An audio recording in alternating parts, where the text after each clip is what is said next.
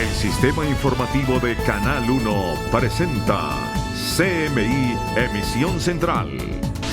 Clamor de un sirio a la Cancillería por amor a una colombiana. Alerta de Ministerio de Defensa por recursos para seguridad. Justicia reclama más jueces.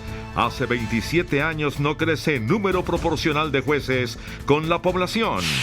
Riesgo extremo en Córdoba por amenazas.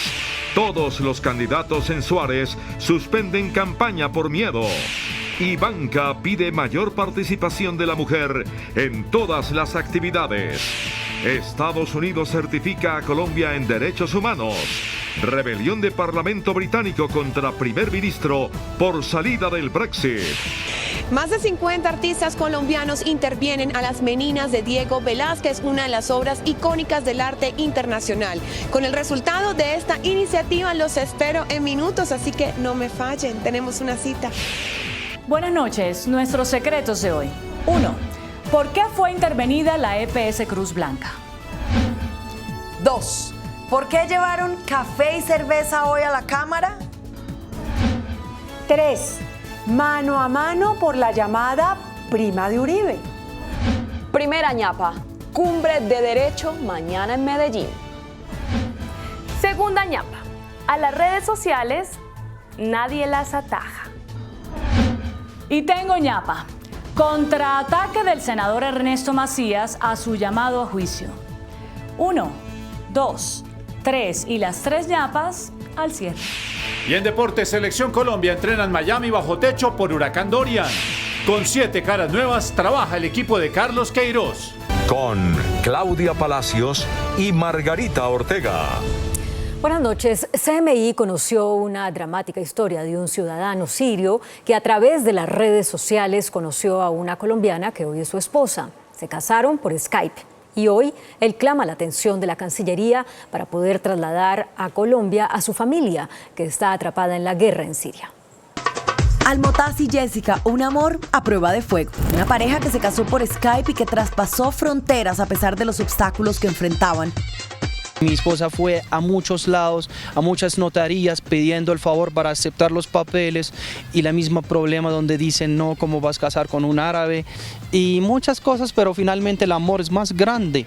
Yo sentarme en un café internet atrás de una pantalla. Por vía Skype, ella está en el vestido blanco, porque acá es mañana, en Turquía fue noche. Yo en mi vestido, todo bien, por las cámaras. La notaría habló conmigo si tú aceptar casar con Jessica, ella también, fue para mí muy duro.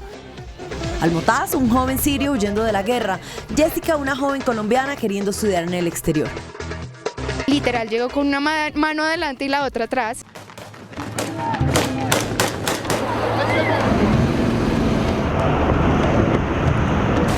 La guerra en Medio Oriente lo obligó a salir de su país y después de atravesar 6 de ellos llegó a Colombia en el 2014 buscando refugio. Ya están llevando todos los jóvenes, tienen de 18 años hasta 25 años al ejército para matar al mismo pueblo. Mataron ellos muchos amigos míos en Damasco porque ellos no entraron en el ejército y yo tomo la decisión para salirme, no solo para salvar mi vida, para salvar la vida de mi familia. Su familia sigue en Siria y todos los días se levanta con la intención de traer a su hermano menor para salvarlo de las armas y la guerra, pero en Colombia le han puesto muchas trabas. Pido el favor para la Cancillería para dar a ellos la visa, para ellos pueden estar conmigo acá, trabajar conmigo en paz y Dios quiere nunca pasa a ellos algo mal, nunca ellos abrieron la puerta. El éxodo de 6,5 millones de sirios en el mundo muestra la triste realidad que viven y a las condiciones de vida que se enfrentan, en casos como el de Almotaz, sin garantías. De otra parte, CMI conoció un documento enviado a la Comisión Segunda del Senado en el que el Ministerio de Defensa alerta sobre la necesidad de incrementar el presupuesto de inversión para que la fuerza pública no pierda su capacidad operativa y de lucha ante los riesgos y amenazas que enfrenta el país. En la discusión sobre el presupuesto del sector defensa, CMI tuvo acceso a un documento enviado por el Ministerio de Defensa a la Comisión Segunda del Senado, en el cual manifiesta que los recursos para esa cartera deben aumentar para que no haya pérdida en las capacidades de la fuerza pública que requiere para combatir las amenazas en cada una de las 8 áreas misionales de ese sector. Esas áreas misionales son convivencia y seguridad ciudadana, seguridad pública, defensa nacional, gestión y apoyo y desarrollo proyectivo, apoyo al desarrollo económico y social, gestión de riesgos y desastres, protección del medio ambiente y recursos naturales y cooperación internacional. Para 2020 el presupuesto de este sector está dividido así. En gastos de funcionamiento 34.462.000 millones de pesos, para inversión 1.011 billones de pesos. En total 35.473.000 millones de pesos, pero se requiere más inversión. Era lo deseable que hubiera un mayor presupuesto, pero hay que tener en cuenta que esto es una sumatoria ciencia. Al Ministerio de Defensa le dan mayor presupuesto, es muy posible que se lo tengan que recortar a otro ministerio que también lo está necesitando. El ministro también dijo por qué el grueso del presupuesto del sector defensa se los llevan los gastos de funcionamiento. Aquí el funcionamiento no es propiamente un gasto, es mayor fuerza pública, mayor número de policías, mayor número de soldados, mayor número de infantes de marina, que son necesidades que está pidiendo el país de manera urgente. La Comisión Segunda del Senado se comprometió a buscar más recursos para el sector defensa. Y la rama judicial reclama también un aumento en el presupuesto. Desde hace 27 años, el número de jueces en Colombia no crece de manera proporcional al aumento de la población. Así lo explicó el presidente del Consejo Superior a los congresistas de la Comisión Primera de la Cámara, donde se debatía el presupuesto para esta rama. La cantidad de juzgados y de jueces se mantiene con relación al año 1992, que era de 11 jueces por cada 100.000 habitantes, cuando, según manifestó la Contraloría General de la República, se requieren 69 jueces por cada 100.000 habitantes. Según el Consejo Superior, necesitan más de 5 billones de pesos de presupuesto para el año entrante, pero el Ministerio de Hacienda solamente tiene contemplado 4 billones de pesos. Evitaría que se puedan atender esa demanda de justicia y también que se pueda atender las zonas que están en conflicto. La justicia de las regiones apartadas, que en toda parte haya un juez.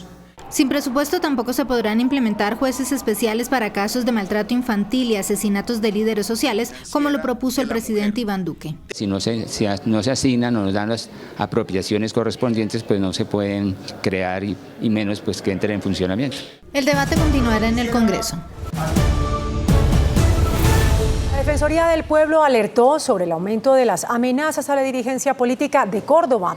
En ese departamento, las bandas criminales y el narcotráfico estarían detrás de las intimidaciones.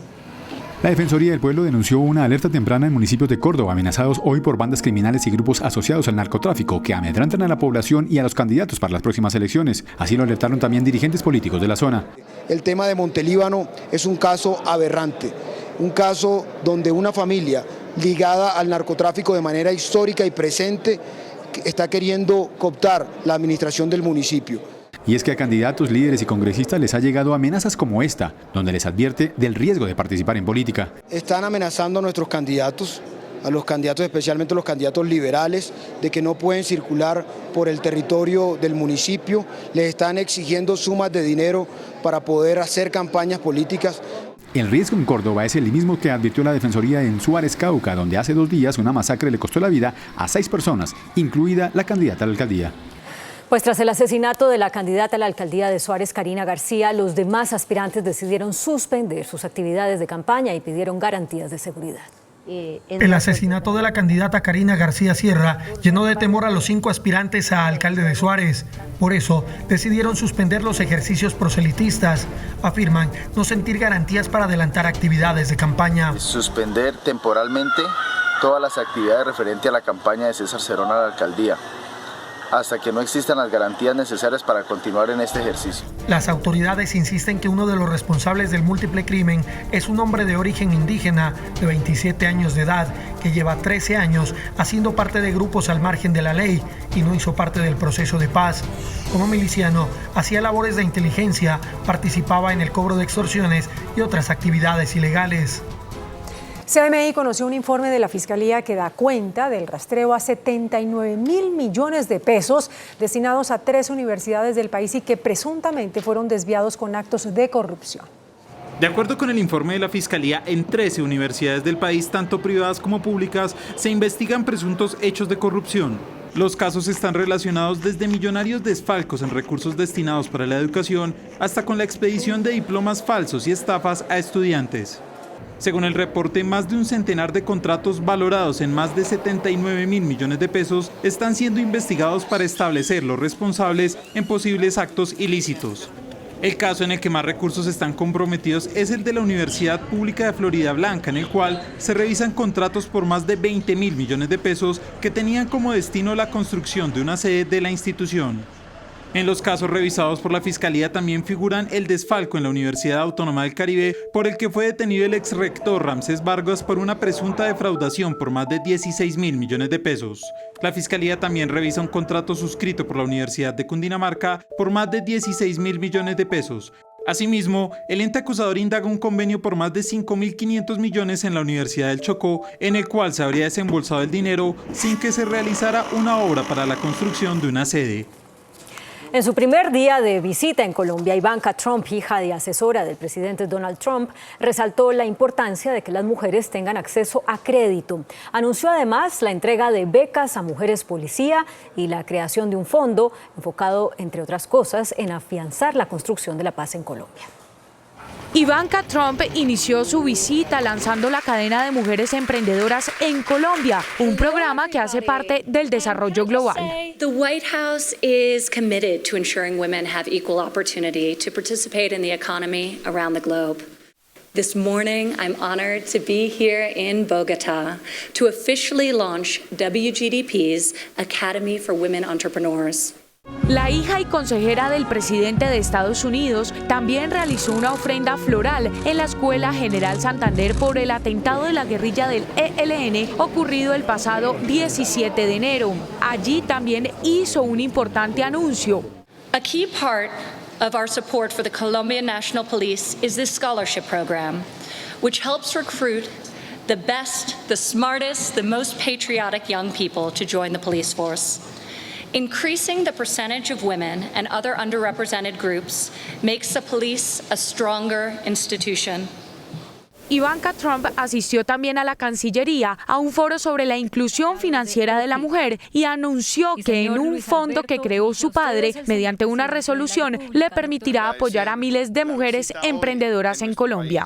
It's not only good economic policy, it's not only important from a social justice perspective, but it's critically important from a national security. La hija del presidente Trump finalmente señaló que se creará en Colombia una agenda que tenga como centro el tema de paz y seguridad. Estados Unidos certificó a Colombia en hechos de derechos humanos, dando luz verde a la entrega de $20 millones para apoyo a las fuerzas militares. El gobierno estadounidense certificó el desempeño de Colombia en materia de derechos humanos, así lo dio a conocer María Elizabeth Taylor, subsecretaria de Asuntos Legislativos en el Departamento de Estado, quien le envió una carta al Congreso notificando esta decisión. Estados Unidos evaluó 3 frentes fundamentales. Primero, si la JEP y la justicia colombiana habían tomado las decisiones adecuadas para enjuiciar a los responsables de graves violaciones de derechos humanos. En segunda instancia, revisó si el gobierno había tomado las acciones necesarias para reducir los ataques contra defensores de derechos humanos. Y por último, evaluó si se estaba enjuiciando y removiendo de sus cargos a altos militares responsables de ejecuciones extrajudiciales. Según Washington, el país cumplió con estos criterios que se habían establecido como precondición para la entrega de unos $20 millones en fondos destinados a las Fuerzas Armadas colombianas. Y el subsecretario de Estado de Estados Unidos, John Sullivan, que está también de visita en nuestro país, resaltó la unión entre Colombia y Estados Unidos en la lucha contra las drogas y el terrorismo. John Sullivan, el subsecretario de Estado de Estados Unidos, reconoció el esfuerzo de Colombia en la lucha contra el terrorismo, aun y cuando hay presencia de integrantes de grupos armados en Venezuela. Criminal groups are using Venezuela as a territory of safe haven from Colombian law enforcement. Sullivan ratificó el apoyo de Estados Unidos a Colombia en la lucha contra las drogas para poder alcanzar la meta a final de año de reducir los cultivos ilícitos. 4 integrantes del ejército perdieron la vida en un ataque armado en la vereda El Toro, cerca a Cáceres, municipio del Bajo Cauca antioqueño. Se trata del cabo primero Jesús Medina Sánchez y de los soldados profesionales José Isaías Ramírez, Samir Castillo Rojas y Harold Rojas. El ataque es atribuido a la organización armada El Clan del Golfo. Y en Bogotá, la administración alista un reajuste en las tarifas de los buses de servicio integrado de transporte provisional. El incremento será de 100 pesos. El pasaje diurno quedará en 1.850 pesos y el nocturno en 1.900. Falleció el cardenal y obispo emérito de la Arquidiócesis de Bucaramanga, Monseñor José de Jesús Pimiento, tras cumplir 100 años de edad. El deceso del cardenal Pimiento ocurrió en una casa de retiro en Floridablanca, Santander. Monseñor Pimiento, quien siempre se destacó por su misión pastoral de aporte a la paz, nació en Zapatoca. Esta noche la conferencia episcopal lamentó su muerte. No para la polémica por el proyecto del Plan de Ordenamiento Territorial para Bogotá. Estos son los puntos polémicos, tanto para expertos en urbanismo como para la ciudadanía en general. ¿Usted sabe qué es el POT? No, ni idea. Plan de Ordenamiento Territorial. Pues algo que tiene que ver con casas. Esta es la respuesta del bogotano del común. El POT es un tema desconocido para la mayoría, pero que nos afecta más de lo que usted se imagina. Es un instrumento para pensar cómo se ordena el territorio en el que vivimos, la ciudad en la que vivimos para los próximos años. El POT, que hoy está en manos del Consejo de Bogotá, tiene varios temas polémicos. Uno de ellos es la densificación en barrios tradicionales, atravesados por vías principales. Esta imagen permite entender lo que significa, y es permitir que donde antes había una vivienda de 2 pisos, se habilite el suelo para construir un edificio, hasta de 20 pisos si es sobre vía principal. Cambiar absolutamente todo lo que hoy existe en una UPZ o en un barrio de la ciudad de Bogotá, para levantar torres supremamente altas. Sí, a la densificación del uso del suelo, para que podamos generar alturas y los bogotanos podamos disminuir nuestras distancias entre nuestros lugares de trabajo y los hogares. El otro asunto que preocupa a barrios como Modelia es la mezcla de usos y los polígonos de alto impacto, donde estarían ubicados bares, moteles y actividades que generen ruido, problemas de movilidad o inseguridad. En total se habilitarán 8 polígonos: Carvajal en Kennedy, Avenida 1 de Mayo, Bosa Central, Modelia, Galerías, Zona Rosa en Chapinero, La T y el Parque de la 93. Este no es un POT regulador. La ciudadanía está sintiendo, y es que este es un POT que va a ser muy permisivo. El POT además elimina la obligatoriedad de parqueaderos en las nuevas construcciones, convierte las terrazas en zonas comunales. En los proyectos nuevos, los antejardines ya no serían privados, sino que serían considerados como espacio público. El presidente Iván Duque pidió esta noche a las empresas del sector eléctrico reducir las tarifas de servicio a los usuarios a partir del año 2022. El sector eléctrico nacional realizó hoy el 12º encuentro anual que el presidente Iván Duque clausuró esta noche con un llamado a las empresas generadoras y distribuidoras de energía para que presten un servicio cada vez de mayor calidad y a más baja tarifa para el consumidor. Es que nosotros lleguemos al año 2022 también gracias a las inversiones que ustedes adelanten, gracias a la competitividad del sector, reduciéndole también el costo tarifario a los ciudadanos, porque eso también hace parte de esa visión, sin populismos y sin estridencias. El mandatario nacional también dijo que con el caso de Electricaribe, su gobierno está actuando sin populismo ni demagogia y en favor de los consumidores de la costa caribe. La ministra de Minas, María Fernanda Suárez, advirtió que pese a que aún no están garantizados los recursos para los subsidios de energía en el presupuesto del próximo año, el gobierno buscará la forma de financiar esos recursos. Los ponentes del presupuesto advirtieron de la falta de recursos para los subsidios de energía para los estratos 1, 2 y 3. Nos dicen que se requieren 3.1 y apenas tenemos 800.000 millones. Y tenemos que ver cómo se puede hacer que los recursos sean pertinentes, que lleguen a quienes más lo necesitan. El gobierno hace las cuentas para mantener los recursos sin afectar el monto del presupuesto ni ampliar el déficit. Hay un subsidio aprobado de 15% para el estrato 2, de 50% y 60% para el estrato 1. Sobre la mesa se puso la posibilidad de ajustar los subsidios al estrato 3 y focalizar dichos recursos, es decir, entregarlos a los más pobres y no a viviendas ubicadas en estratos bajos, pero que en realidad registran un alto valor. Entre tanto, gremios del sector energético garantizaron la generación y suministro de energía en el país hasta el año 2026. Después de la crisis energética que azotó al país en 2015 y 2016 por cuenta del fenómeno del Niño, el gobierno nacional y el sector privado anunciaron nuevas inversiones para garantizar la confiabilidad del sector. Se mejoraron las fuentes de generación de energía hoy distribuida en un 64% en hidráulica, 34% en térmica y el 2% restante en energías renovables, participación que aumentará con las próximas subastas en octubre. La demanda del país hoy suma 10.000 megavatios en promedio y la oferta energética alcanza los 17.500 megavatios. Hoy se garantiza la solidez del sector. Nosotros tenemos la capacidad instalada suficiente para dar total abastecimiento a la demanda del país. El nivel de embalses desde la zona Caribe hasta el Valle del Cauca garantiza la generación de energía para futuras sequías. Colombia tiene confiabilidad en energía hasta el 2026. Tenemos las reservas tanto hídricas como de generación térmica para poder abastecer el país sin ningún problema. Después de la crisis de Ituango, se comprometieron nuevos contratos para garantizar el suministro de energía a partir del 2021. Por eso se asignaron casi unos 1.100 megas térmicos y se asignaron 1.300 megavatios en renovables. El proyecto de Hidroituango avanza según el reporte de EPM. Vamos a estar ya cerrando otra de las compuertas del túnel auxiliar de desviación, ya quedando entonces un pretapón técnico en ese túnel también durante el mes de septiembre. La preocupación a futuro radica en el gas, que se ha vuelto clave para el funcionamiento de las térmicas. En un debate sobre la Ruta del Sol y la corrupción de la multinacional Odebrecht, el senador Jorge Enrique Robledo volvió a pedirle la renuncia a la ministra de Transporte, Ángela María Orozco. Para el senador Jorge Enrique Robledo, los gobiernos de Álvaro Uribe, Juan Manuel Santos e Iván Duque han favorecido de igual forma a Odebrecht y a los bancos que financiaron las obras. Que este país deje de ser un país donde echa la ley, echa la trampa, pero ahora están en una peor, echa la trampa, echa la ley. Primero diseñan la trampa y después diseñan la ley, eso es completamente inaceptable. Y si Santos dice que es inocente, Juan Manuel Santos, pues que renuncie al fuero. Que renuncie al fuero.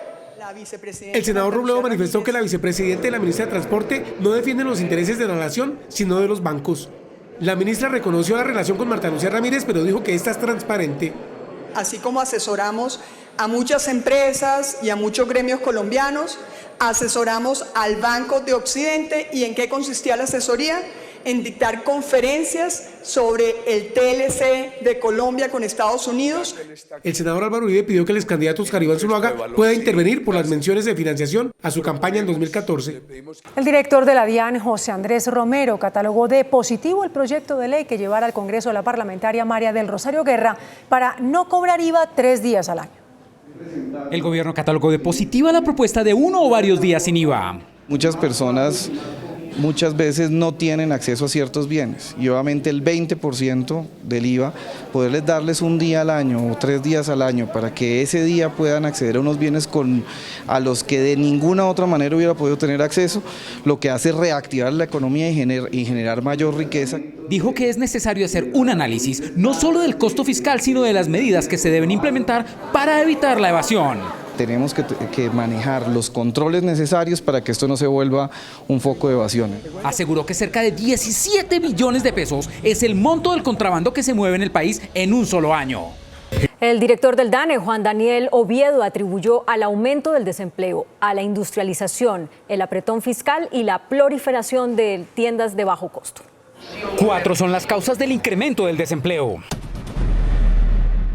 Es necesario aceptar que nosotros hayamos reportado cifras como pérdidas de empleo de 221.000 personas o 350.000 personas, como sucedió en abril o en mayo. Es decir, en 200 metros cuadrados por tiendas de barrio podríamos tener 30 empleados. En una tienda de descuento duro a lo sumo tendríamos 3 o 4 empleados. Según los expertos, la industria crece, pero en sectores no intensivos en mano de obra. No hay personas que cada una le pongan la tapa a una botella de agua con gas o a una botella de cerveza. La reducción en el tamaño del Estado e incluso el incremento de los pensionados también presiona las cifras. El índice de capitalización de la bolsa, que mide el comportamiento de las 20 principales acciones, cerró al alza. El índice de capitalización de la Bolsa de Valores de Colombia subió 0,04% a 1.561 puntos. La acción de Promigas fue la que más subió, con una valorización de 6,94% a 7.700 pesos. La acción preferencial de Avianca fue la que más cayó, con una pérdida de 4,66% a 1.125 pesos. La acción más negociada de la jornada fue la del Grupo Argos, al movilizar más de 18.000 millones de pesos. Y el dólar cerró al alza. Indicadores económicos en CMI.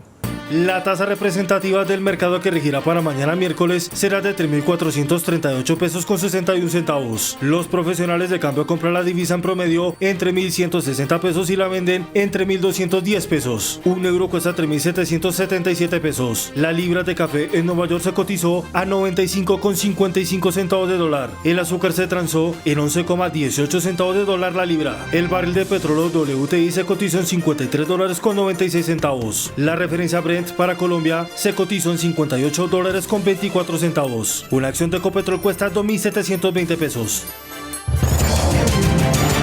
El primer ministro británico Boris Johnson sufrió un duro revés en el Parlamento que se reveló para bloquear sus intenciones de sacar adelante un Brexit sin acuerdo. El Parlamento británico le dio un duro golpe a las pretensiones del primer ministro Boris Johnson para sacar al Reino Unido de la Unión Europea con o sin acuerdo el próximo 31 de octubre. Con 328 votos a favor y 301 en contra, la Cámara de los Comunes dio luz verde a una moción para arrebatarle el control de la agenda del Brexit a Johnson e iniciar la tramitación de la ley que será votada mañana mismo para bloquear un divorcio duro de los 27, obligando al euroscéptico a lograr un pacto o solicitar una nueva prórroga de 2 meses para evitar una salida abrupta del bloque comunitario. La doble derrota del primer conservador, que también sufrió una fuga de apoyos de 21 de sus copartidarios Tories, que se rebelaron y le quitaron la mayoría parlamentaria en Westminster para respaldar a la oposición laborista para detener a Johnson, quien tras la votación advirtió que en caso de que tengan éxito convocará unas elecciones legislativas anticipadas. Esta noche el presidente Nicolás Maduro decretó alerta naranja en la frontera con Colombia y anunció ejercicios militares en la zona. El mandatario venezolano declaró una alerta en la frontera entre Venezuela y Colombia. He ordenado al comandante estratégico operacional de la Fuerza Armada Nacional Bolivariana y a todas las unidades militares de la frontera declarar una alerta naranja frente a la amenaza de agresión de Colombia contra Venezuela. Ordenó además la realización de ejercicios militares en la zona. Iniciar el 10 de septiembre hasta el 28 de septiembre los ejercicios militares, soberanía y paz en toda la frontera occidental de Venezuela, desde el Zulia, el Táchira, Apure y Amazonas. Esta decisión la toma porque supuestamente Colombia no quiere la paz. El huracán Dorian baja a categoría 2 tras pasar cerca del estado de Florida y ahora se dirige hacia el norte de Estados Unidos. El huracán Dorian se debilita a categoría 2, pero sigue amenazando a Gran Bahama, pues su lenta trayectoria continúa causando graves daños. Los vientos de hasta 200 kilómetros por hora y fuertes lluvias dejan atrás un panorama desolador. Calles inundadas, casas destrozadas, como el caso de un ministro que difundió un video en sus redes contando que el agua golpea las ventanas de su casa y lo tiene atrapado. Dorian, a pesar de disminuir su intensidad, continúa creciendo en tamaño, lo que preocupa a las autoridades, pues su lento movimiento de no más de 4 kilómetros puede provocar más daños. Por ahora, el pronóstico oficial advierte que la trayectoria de Dorian seguirá hacia la costa sureste de Estados Unidos, por lo que ya están evacuando y preparándose para su paso. Según la ONU, más de 60.000 personas han quedado afectadas por el catastrófico paso de Dorian. Un adolescente admitió haber asesinado a todos los miembros de su familia en Alabama, en Estados Unidos, tras entregarse a las autoridades. Luego de llamar a la policía de Alabama y decir que había oído disparos en el segundo piso de su casa, un joven de 14 años admitió haber matado a su familia. El adolescente reconoció que tomó un arma de fuego y disparó a su padre, a su madrastra y a sus 3 hermanos. Los policías que acudieron al llamado encontraron a un adulto y a 2 menores muertos en el lugar. Los otros 2 fueron hospitalizados, pero murieron. This is really unusual. You'd even say shocking for here in Limestone County. You hear about these things sometimes elsewhere, but unfortunately, this community has got some healing to do. Aunque aún se desconocen los motivos que llevaron al joven a matarlos, las autoridades afirmaron que les ayudó a encontrar la pistola calibre 9 milímetros que lanzó cerca a la casa. Un grupo de... En minutos. 1. ¿Por qué fue intervenida la EPS Cruz Blanca? 2. ¿Por qué llevaron café y cerveza hoy a la Cámara? 3. Mano a mano por la llamada prima de Uribe. Primera ñapa, Cumbre de Derecho mañana en Medellín. Segunda ñapa, a las redes sociales nadie las ataja. Y tengo ñapa, Contraataque del senador Ernesto Macías a su llamado a juicio. 1, 2, 3 y las 3 ñapas después de Pregunta Yamit. Más de 50.000 aficionados son esperados mañana a mediodía, hora de Colombia, para la presentación de los nuevos refuerzos del campeón turco Galatasaray y la máxima figura será Radamel Falcao García. Nos vemos después del 1, 2, 3. Resultados al sondeo de anoche. Después de la entrevista en Pregunta Yamit con el senador Ciro Ramírez, ¿usted está de acuerdo con que una vez cada 4 meses pueda comprar sin IVA artículos que no superen el $1.000.000? Sí, 60,17%, no 39,83%. Muy buenas noches. La violencia, desgraciadamente, sigue provocando tragedias todos los días en el país. Y no me atrevería a decir que es violencia política, porque todo indica que no es así. Nuestra invitada esta noche es la doctora Alejandra Barrios, que es la presidencia de la MOE, que es la Misión de Observación Electoral, una de las organizaciones más serias y de más respetabilidad que existen en Colombia. A ver, doctora Alejandra, en primer lugar, muchas gracias por aceptar la invitación y enseguida, ¿es violencia política o es narcotráfico? Yamit, muchísimas gracias por la invitación y corto y claro, son temas de narcotráfico, economías ilegales que están afectando claramente la competencia electoral. ¿Pero por qué narcotráfico? ¿Por qué Cauca? No es solo Cauca. El hecho que tenemos hoy y que ha despertado en la ciudadanía la indignación es un hecho que claramente ocurre contra una candidata o un candidato en el departamento del Cauca, donde lo que estamos viendo es una masacre a 6 personas. Sí. Pero no estamos hablando solamente del departamento del Cauca. El ejercicio de la política en todo lo que tiene que ver con el andén pacífico colombiano no es un ejercicio tranquilo, es un ejercicio de alto riesgo. En el Cauca estamos hablando de corredores estratégicos de donde salen precisamente todos los cultivos ilícitos y salen al Pacífico. Buenaventura y Tumaco. Buenaventura, Tumaco, salen el corredor estratégico, por ejemplo, donde ocurre este hecho es precisamente el del Naya, que es toda la salida al Pacífico. Pero si nosotros vemos Nariño, tenemos un municipio como Policarpa, que se encuentra en la parte de las montañas de Nariño, que es también zona de cultivos ilícitos, donde hay presencia de grupos armados ilegales, tanto de disidencia como los que denominan en las regiones paramilitares, que están sacando la droga a través de Nariño a la costa pacífico nariñense. Y si volteamos a mirar y subimos, el mismo fenómeno nos estamos encontrando en Guaviare, en Putumayo. Un departamento donde unas organizaciones políticas casi que no pueden salir del casco urbano es el departamento de Arauca, donde tenemos presencia del ELN, de algunas disidencias y donde candidatos de partidos como el Centro Democrático o el Conservador no les queda fácil entrar a hacer campaña electoral. Tibú. Estamos hablando de toda la zona de Tibú y cuando vemos la zona de Tibú estamos en el Catatumbo. Y en el Catatumbo hubo una afectación de violencia política a un candidato de la FARC. ¿Pero por qué a esta niña Karina García? ¿Por qué el narcotráfico la iba a matar? ¿Por qué? Nosotros en este proceso electoral y en los anteriores estamos viviendo una situación que es completamente irresponsable en términos de comunicaciones. Ella lo deja clarísimo. Señala que está en riesgo su vida y dice, me están dañando la propaganda electoral, me están diciendo que no puedo movilizarme por el departamento, pero además hay comentarios de simpatizantes y miembros de otras organizaciones políticas que dicen que voy a traer a los paramilitares, sí, que voy a vender tierras, etc. Por eso se suponía que era muerte política. Pero lo que vemos ahí es que puede haber una reacción desde las disidencias diciendo, si esto es lo que esta señora está proponiendo, claramente hay que sacarla del juego. Y aquí yo sí quiero hacer un comentario frente a la comunicación política, Yamit, porque en los pueblos todavía funciona a través de los comentarios y los chismes, pero lo mismo está pasando en las redes sociales. Políticos descalificados, políticos a los que se les inventan situaciones, políticos donde se entrega información que no es cierta y resulta que con las mentiras que se están diciendo, con los mensajes del odio, estamos legitimando el gatillo que dispara la bala que los está matando. ¿Y eso es en todo tipo de actividades en el país? En todo tipo de actividades, solamente le voy a poner unos ejemplos.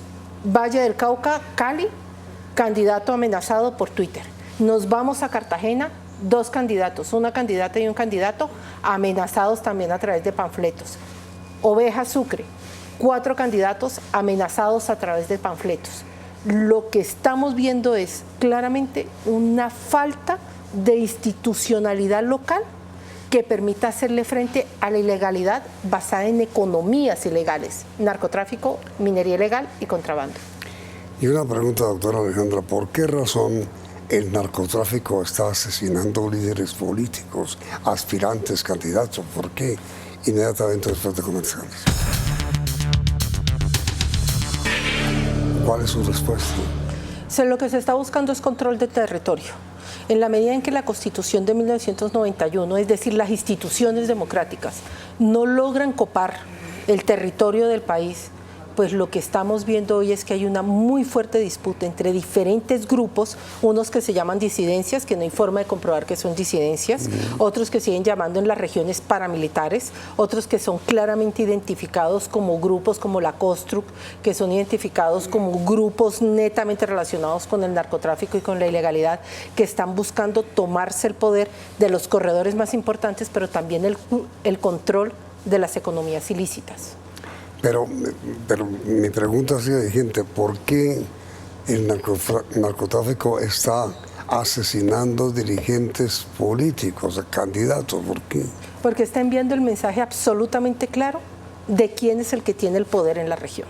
Después del asesinato de un líder político, y voy a poner el ejemplo lamentablemente de esta lideresa, le queda el mensaje claro a los candidatos a las alcaldías y consejos de todo el territorio, de todo lo que tiene que ver con Miranda, Corinto, es decir, de toda esa zona, que quien manda del Cauca, que quien manda no es la institucionalidad legítima y democrática en Colombia, que quien manda y tiene capacidad de decidir por la vida de los otros son precisamente ellos. Lo que ha venido pasando en el Cauca es muy grave, con la Guardia Indígena, con líderes sociales y ahora con líderes políticos. ¿En Cauca no hay una lucha política? Nosotros no encontramos nada, Yamit, que solo lucha del narcotráfico por... Sí, digamos, nosotros cuando estamos viendo 11 organizaciones políticas que se han visto afectadas por 24 hechos de violencia política, 5 de estos asesinato.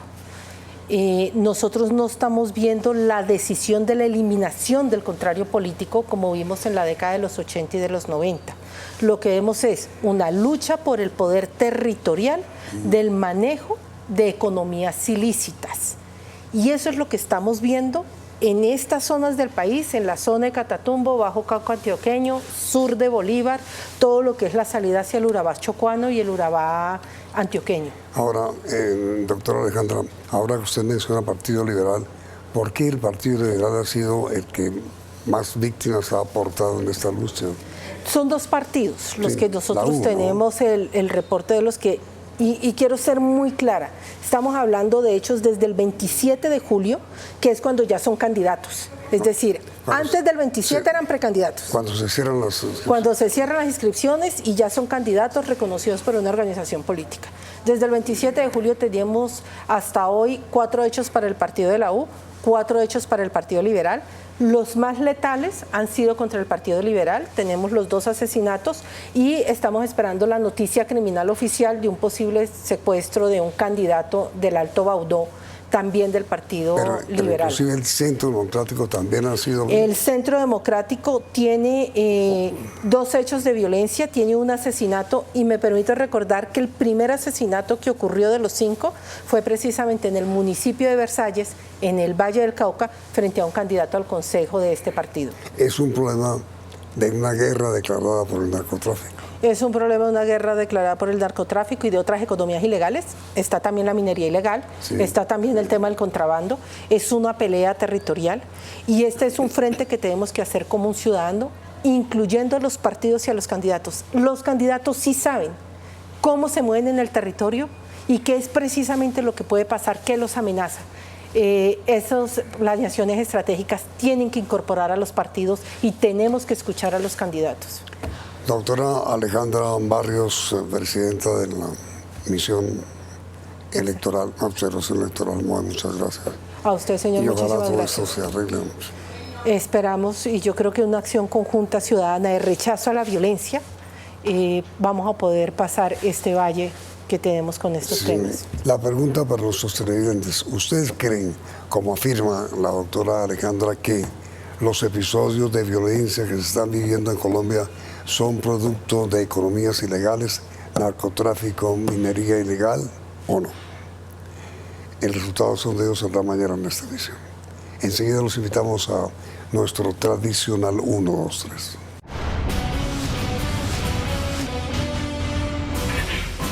Nuestros secretos de hoy. 1. ¿Por qué fue intervenida esta mañana la EPS Cruz Blanca? Era la única EPS del Grupo Saludcop que quedaba viva. Sus deudas son 2 veces los activos de la entidad y sus servicios eran pésimos. El tiempo de espera de los pacientes para una cita médica era de 9 días. El tiempo en pediatría era el doble del promedio normal, que es de 3 días. Una cirugía de reemplazo de cadera tardaba 31 días. El promedio general es de 19 días. En el segundo trimestre de este año, Cruz Blanca fue notificada de 741 tutelas por fallas en los servicios básicos. No daban ni medicamentos. 181 tutelas ya tenían desacato. Esos malos indicadores provocaron que los usuarios de Cruz Blanca cambiaran a otras EPS. Cruz Blanca perdió 258.250 afiliados.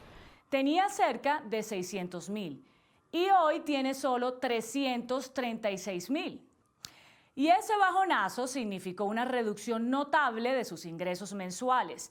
Perdieron 18.077 millones de pesos mensuales. El gerente interventor será Felipe Negret. Su opción es venderla bien o liquidarla. ¿Qué tal la alternativa? 2. Curioso mensaje con cerveza a los llamados desertores de las FARC desde el Congreso. En medio de las malas noticias por el regreso a la guerra de algunos líderes de las ex-FARC, encabezados por Iván Márquez, el representante José Daniel López decidió llevarles a sus colegas de la Cámara café y cerveza. ¿Cerveza? No se alarmen, cerveza hecha por los excombatientes de las FARC en los espacios territoriales de capacitación. El parlamentario López distribuyó café Paramillo, cultivado y comercializado en el espacio territorial de Ituango, en Antioquia, y cerveza La Roja, que elaboran los exguerrilleros en Icononso, Tolima. El representante José Daniel López aseguró que este regalo es el mejor símbolo de lo que hoy son las FARC. Y son más de 11.000 excombatientes firmes con la paz y la reincorporación. 3. Mañana, día decisivo para el proyecto del expresidente Uribe, que propone pagar una prima legal por la reforma tributaria pasada para los trabajadores que devengan menos de 3 salarios mínimos, es decir, menos de 2.484.348 pesos. Por iniciativa del parlamentario Faber Muñoz, del partido de la U, habrá audiencia en la Comisión Séptima de la Cámara. Fueron invitados todos los gremios de la producción que obviamente atacan el proyecto. Consideran que aumentarán los costos laborales, lo que podría aumentar la informalidad. El senador Uribe insiste en que busca jalonar la economía del país, dando más poder adquisitivo a los trabajadores de bajos ingresos. El proyecto ya va para tercer debate. Fue aprobado en los 2 que cursó en el Senado. El ministro Carrasquilla de Hacienda lo critica con todas sus fuerzas. Si el proyecto no se detiene en el Senado, solo quedará la objeción presidencial. ¿El presidente objetando un proyecto de Uribe? Primera ñapa. Todo el derecho del país será sometido a examen mañana en Medellín. El Instituto Colombiano de Derecho Procesal, presidido por el jurista Jairo Parra Quijano, realizará desde mañana en Medellín el Congreso Colombiano de Derecho Procesal. Versará sobre temas procesales en las diversas áreas del derecho: penal, civil, laboral y administrativo. Asistirán estudiantes, servidores públicos, académicos y abogados litigantes. Con el evento se busca que la academia se involucre en el análisis de fenómenos como la falta de credibilidad en la justicia, los estándares probatorios, el debido proceso y la imparcialidad judicial. Entre los conferencistas invitados están los españoles Lorenzo Bujosa Badel y Juan Montero Aroca, y los colombianos Jaime Bernal Cuellar, ex procurador, quien hablará sobre las formas de rescatar la credibilidad en la justicia, y Jairo Parra Quijano, presidente del instituto. El tema es bien complicado. ¿Cómo hacer para volver a creer en la justicia? Segunda ñapa. Definitivamente las redes sociales están de moda. Las redes sociales llegaron a las altas cortes. Una tutela que presentó un ciudadano contra el senador Álvaro Uribe Vélez por haberlo bloqueado en Twitter llegó a la corte. El bloqueo es utilizado con frecuencia en la red social cuando una persona considera que no tiene por qué aguantar insultos o acoso. La pregunta es, ¿un servidor público puede hacer lo mismo? Eso fue justamente lo que argumentó la persona que presentó la tutela contra el senador Uribe. Tanto el juez como el Tribunal Superior de Bogotá le negaron el recurso, por lo que llegó a la Corte Constitucional para su estudio. Aunque la misma presidenta de la Corte, Gloria Ortiz, pidió que la tutela fuera seleccionada, los magistrados José Reyes y Carlos Bernal decidieron no hacerlo. Lástima. La Corte perdió una gran oportunidad para analizar un tema que causa gran polémica. Otra vez u otra corte será. Y tengo ñapa. La Procuraduría aplazó el juicio disciplinario en contra del expresidente del Senado, Ernesto Macías. El parlamentario es acusado de violar el estatuto de la oposición por intentar no permitir la réplica del senador del Polo, Jorge Enrique Robledo, al discurso del presidente Iván Duque el pasado 20 de julio en la instalación del Congreso. Macías no asistió a la diligencia, pero envió a su abogado, quien pidió que se suspendiera la diligencia hasta que se conozca un concepto del Consejo de Estado en el que se da claridad acerca de la competencia de la Procuraduría para continuar con el caso. El asunto es que al parlamentario Macías también lo juzga la Comisión de Ética del Congreso. Así las cosas, en manos del Consejo de Estado quedó la que Macías llamó su última jugadita. Hasta mañana. Que descanse.